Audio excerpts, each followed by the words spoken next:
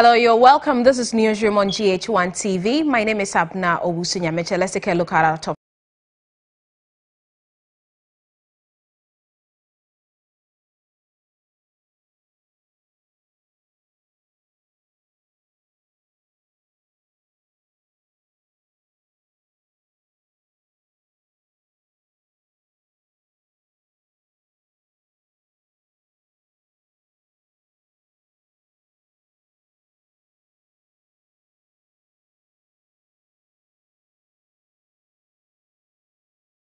stories. Well, there's tension in the Ashanti region as police request curfew to be imposed on the troubled town in the Kwabri East District. To take you live to that community. In the western region, a tanker explosion has killed 2 at Bakuk near Echiago. We'll bring you updates on the condition of the injured persons. Also coming up, family of an Okada rider who was killed in a suburb of Kaswa 2 months ago cry for justice. Well,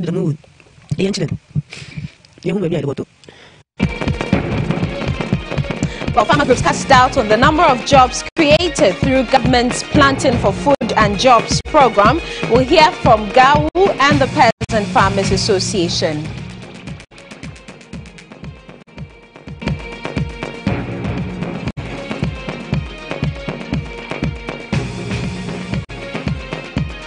And elsewhere, South Africa's President Jacob Zuma rejects his party, the ANC's request for him to stand down again. We've got details of these stories and many others are coming up. Do stay with us.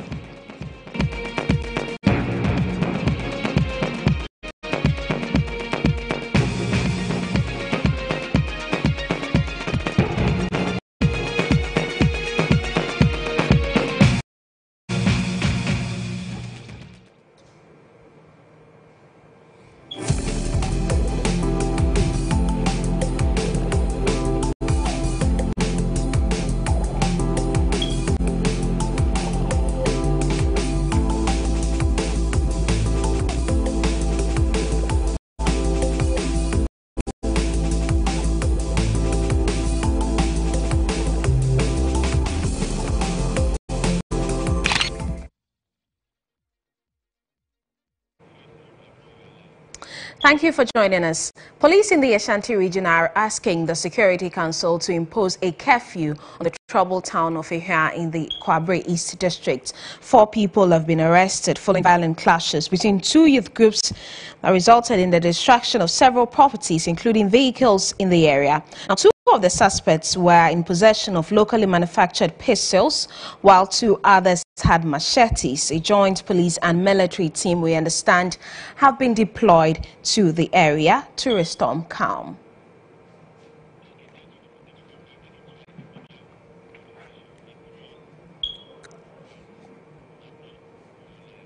Well, Isaac Bediako is with Ultimate FM in Kumasi, and he has moved to the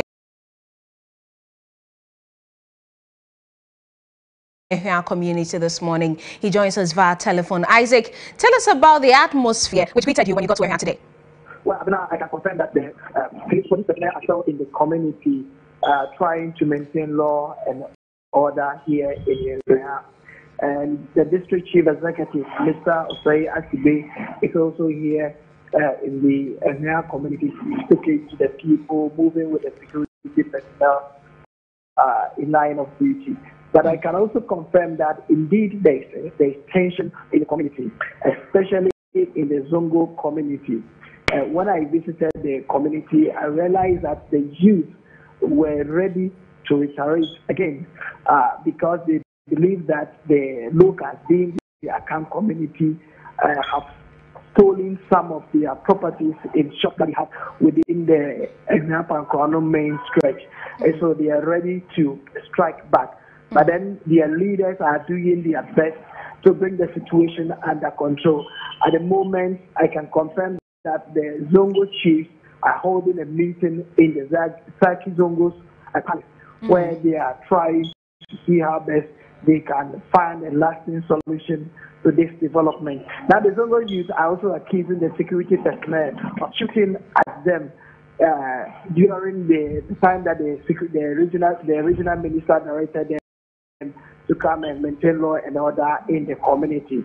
And I've also been to the Akan community where they also destroy a lot of properties there. I can also say on record that the Roman Catholic Church here, they also have their church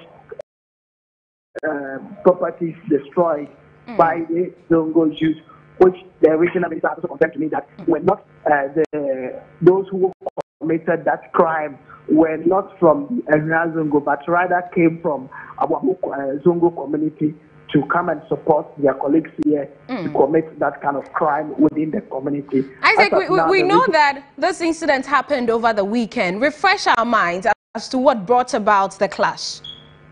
Well, according to the district chief executive for the Kwabre East district, the violent crashes actually started on Friday in the evening when the committee members were we were having this wake-keeping for a young lady who had died within the Akan community.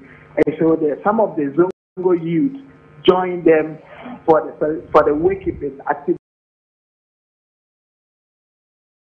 And then the Akan community members, the youth, decided not to allow the Zongo youth to join them. And so that started the conflict between the two communities. And so on Friday in the evening, there was a little conflict of clashes among them. But I thought the issue was going to die until it resurrected on Saturday morning, where some people from Abu believed to be members of the Abu Zongo joined the Zongo youth to commit those kind of crimes. In fact, at the moment, I can confirm to you that a lot of properties have been destroyed here. Shops, they broke into shops. They took away things that we kept in the shop. People who are also mobile money vendors, they took their money away, seized their phones, and butchered some of the people. As I speak with you now, we have black books and now also here in the community are taking records of all properties that were destroyed during the clashes, and also trying to assess the damage and know how best maybe they can support them. So at the moment, even though businesses are going on normal in the community, but when you move to the Zongo community, a typical Akan community, you see that the people would retaliate if the security agencies do not give up their security in the community. And I'm sure that is why the police in the community have recommended that they should impose curfew on the community. And from where you sit, do you think this is something that the Regional Security Council will grant for the curfew to be imposed on Ehia? Well, at the moment, I spoke with the Ashanti Regional Minister yesterday in the evening, and he confirmed to me that there's going to be a Regional Security Council meeting at the Regional Coordination Council. Because the clashes happened over the weekend, the Regional Security couldn't meet on the matter. The Regional Minister just gave orders. So today they're going to receive official briefing from the Ashanti Regional Police Command, and the military command that took over security issues here in the area. Then based on the recommendations that they will give to the RISEC, they will take a decision whether they should impose curfew on the community or not. But when I spoke to the district chief executive for the Kwabre East district minutes ago, he also confirmed to me that yes, the recommendation has been made